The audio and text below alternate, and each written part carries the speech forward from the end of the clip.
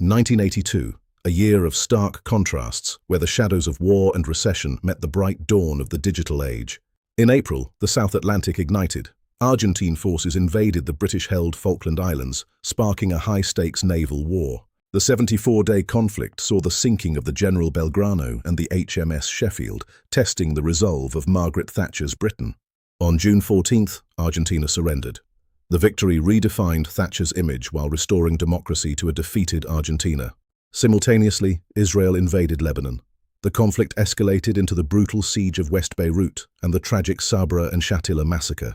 Economically, 1982 was the nadir of a global recession. In the US, unemployment hit a post-depression high of 10.8%. Fed Chairman Paul Volcker maintained high interest rates to crush inflation, a painful strategy that eventually paved the way for recovery.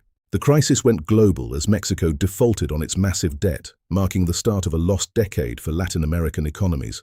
But amidst the gloom, a revolution was beginning. Time magazine named the computer as its historic machine of the year.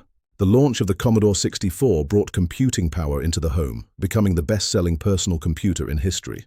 In medicine, Dr. William DeVries performed the first permanent artificial heart transplant, proving technology could sustain human life.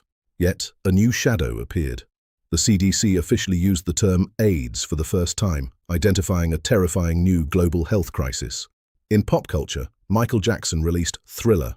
It would become the best-selling album of all time, redefining music forever. The way we listened changed too, as the first commercial compact discs hit shelves, promising a future of perfect digital sound. Spielberg's E.T. captivated the world, becoming the highest-grossing film of its era and a timeless cinematic icon, while Blade Runner offered a darker vision of the future, eventually cementing its place as a sci-fi cult classic.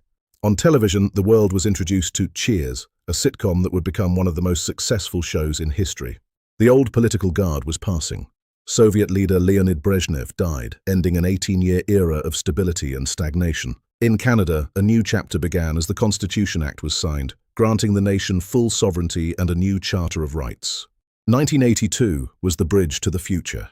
A year of world-shaking crises and groundbreaking achievements that built the foundation of our modern world.